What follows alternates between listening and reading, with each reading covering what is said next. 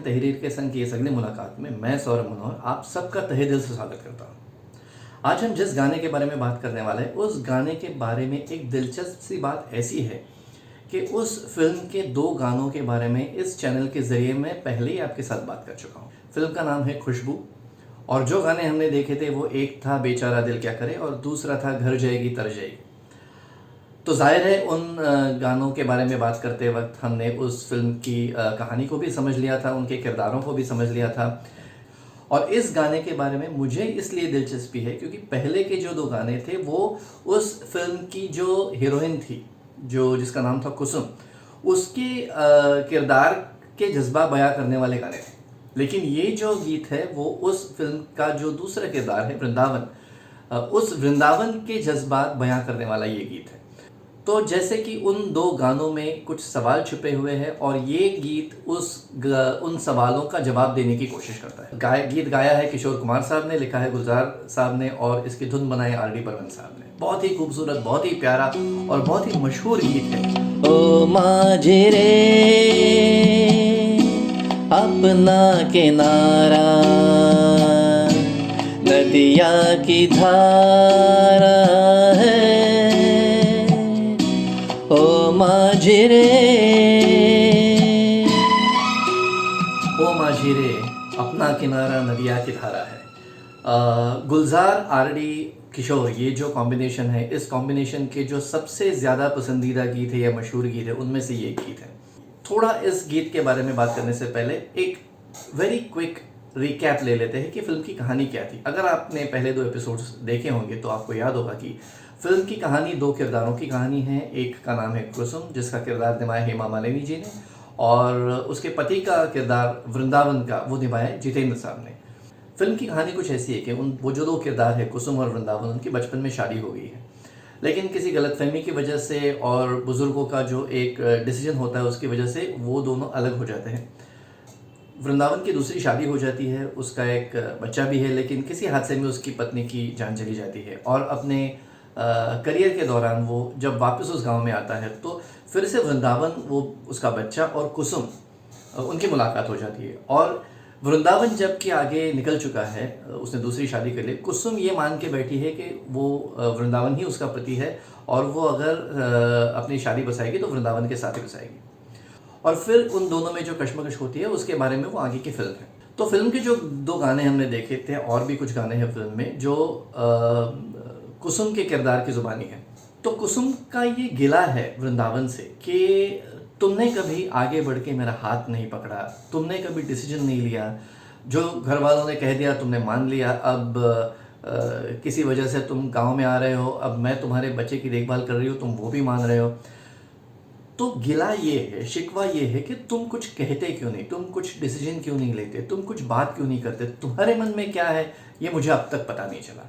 ये एक गिला कुसुम का वृंदावन से है जो कई गानों में से उस फिल्म के हमारे सामने आ जाता है।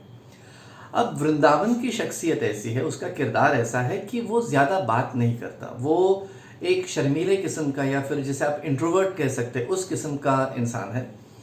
अपने मन की बात धीरज से आगे रखना, किसी के सामने रखना, आगे कहना, ये उसे नहीं आता। या तो उसकी कमज़ोरी है या फिर उसका शर्मीलापन है। अब जो है सो है। तो जाहिर है कुसुम का भी यही कहना है कि तुम कुछ कहते क्यों नहीं। अगर आप फिल्म देखेंगे तो फिल्म के एंड में, क्लाइमैक्स में भी कुसुम यही शिकवा करती है कि तुमने मेरा हाथ पकड़ के मुझे रोका क्यों नहीं, तुमने कुछ कहा क्यों नहीं। और ये एक गीत है जो ऐसे किरदारों के जज्बात बयां करता है। बहुत खूबसूरत तरीके से गुलजार साहब ने इसे फिल्माया भी है, आप देख लीजिए। अगर आप इस गीत के विजुअल्स देखेंगे तो ये उन चंद गीतों में से है कि उसका हर विजुअल एक पेंटिंग की तरह खूबसूरत है। तो आइए अब गाने की ओर बढ़ते हैं। गाने का मुखड़ा ही है कि ओ माझी रे अपना किनारा नदिया की धारा है।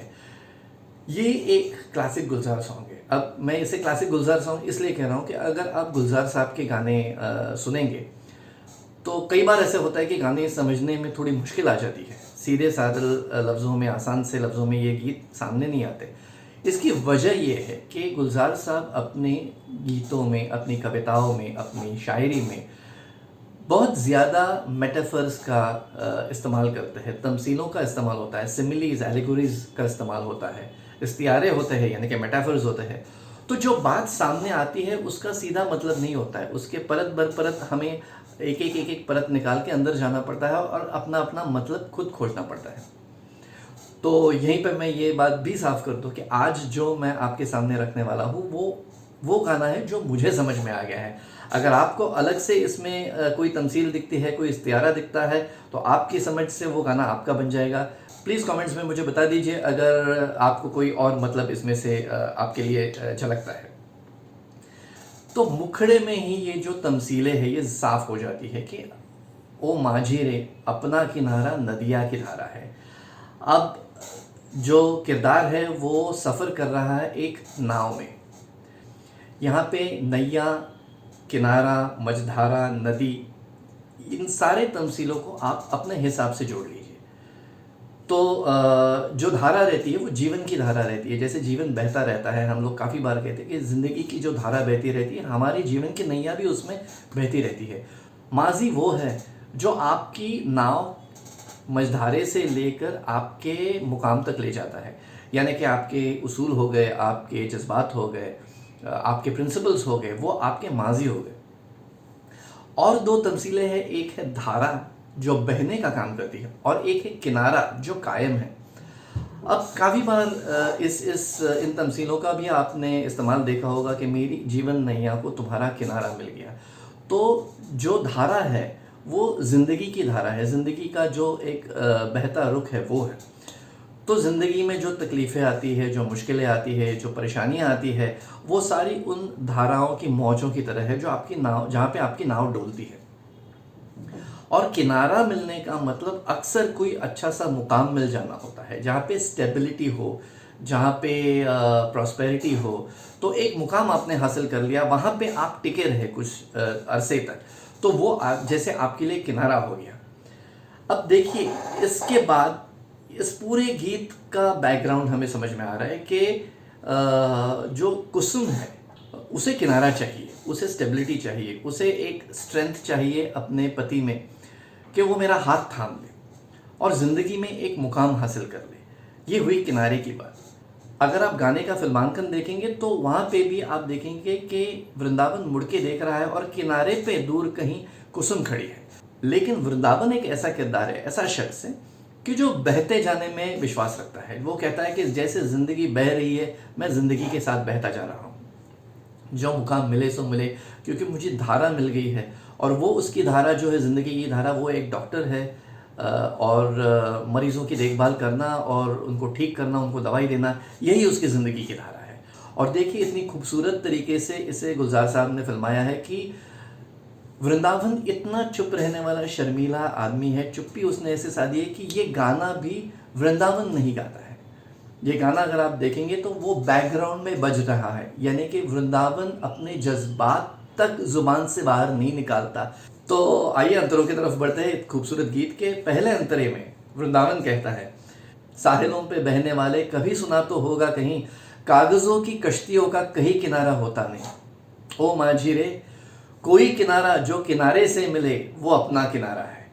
देखिए कितनी खूबसूरत बात कह दी है उसने। वो कह रहा है कि साहिलों पे बहन, किससे बात कर रहा है? वो उन किरदारों से बात कर रहा है, उन लोगों से बात कर रहा है जो साहिलों पे बहते हैं, जो अगर पानी में तैरते भी हैं तो किनारे किनारे रहते हैं। जहाँ पे पानी गहरा होता है वहाँ पे नहीं जाते, जहाँ पे धारा तेज़ होती है वहाँ पे नहीं जाते हैं, क्योंकि उस तेज़ धारा का वो सामना नहीं करना चाहते। वो किनारे किनारे रहना चाहते, किनारे की सिक्योरिटी छोड़ना नहीं चाहते। आप इसकी तमसील अपनी ज़िंदगी में लगा लीजिए। कई ऐसे हमें लोग मिलते हैं, कई बार हम भी ऐसे होते हैं कि सिक्योरिटी पकड़ के बैठ जाते हैं, किसी धारा में दिलो जान से बहते नहीं।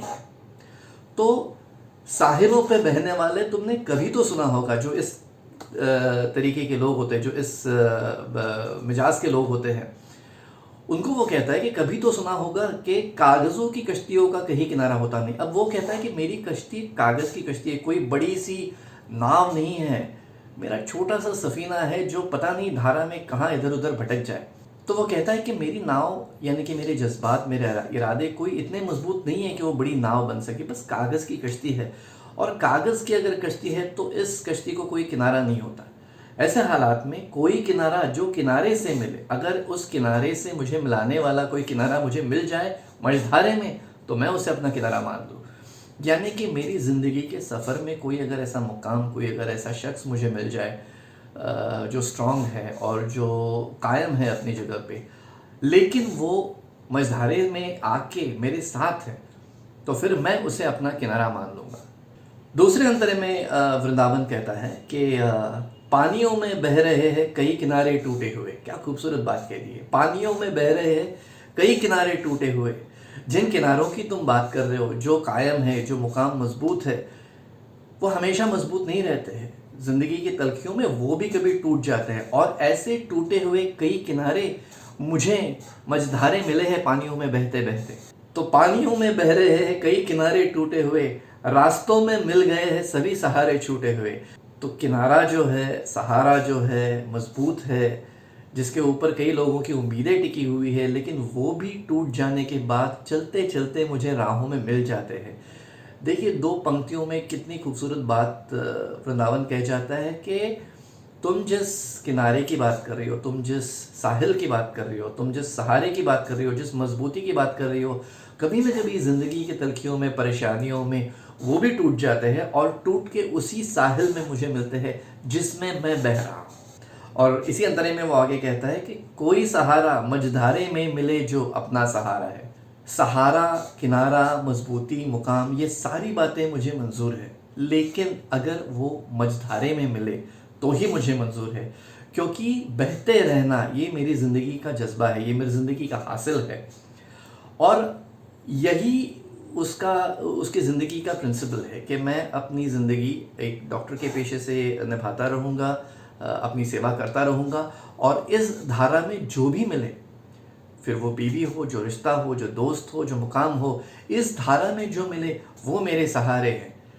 ये गाना पूरा सुन लेने के बाद वृंदावन का सारा किरदार सामने उभर आ जाता है कि जैसे लगता है वैसे वो नहीं है। वो अगर बात नहीं कर रहा है, एक ठोस तरीके से अपनी बातें मनवा नहीं रहा है, फिर भी अंदरूनी मजबूती जो उसकी है, जो उसे उस धारा में बहने की शक्ति देती है, ताकत देती है, तो उसकी एक झलक हमें इस गाने से दिखाई देती है। और इसीलिए मेरी दिलचस्पी थी इस गाने में, क्योंकि ये गाना उन दो गानों का दूसरा रुख है। ये वृंदावन का किरदार सामने रख देता है, उन लोगों का किरदार सामने रख देता है जो बहुत बार हमें देखने पे कुछ ज़्यादा मजबूत नहीं दिखाई देते, उनके इरादे पक्के नहीं दिखाई देते हैं, लेकिन जो मझधारे बह रहा है वो हर इंसान यूँ नहीं बह रहा है क्योंकि वो नाकाम है। शायद वो मझधारे बहना ही उसकी मंजिल है, और इस इरादे से वो मझधारे बह रहा है। कितनी खूबसूरत बात गुलजार साहब ने इस गाने में से रख दी है। तो ये था गुलजार साहब और पंचम दा का बेहतरीन गाना, जिसे किशोर दा ने बड़ी खूबी से गाया है। काफ़ी मशहूर गाना है, लेकिन इस गाने के मतलब की कुछ परतें निकाल के मैंने आपके सामने रखने की कोशिश की है। उम्मीद करता हूँ कि ये मेरी तर्जुमानी आपको पसंद आई हो, इस गाने का मतलब आपको पसंद आया हो। ऐसा ही एक गीत लेके इस सफ़र में फिर एक बार आपसे मिलूंगा। तब तक के लिए सौरभ मनोहर आपसे इजाज़त चाहता है, और जैसे हर बार कहता हूँ, अगर आपको मेरी बातें, मुलाकातें पसंद है तो प्लीज़ इस चैनल को सब्सक्राइब कीजिएगा, इस वीडियो को लाइक कीजिएगा, और अपने दोस्तों में इस बात को फैला दीजिएगा ताकि मैं अपनी बातें ज़्यादा से ज़्यादा लोगों तक ले जा सकूँ।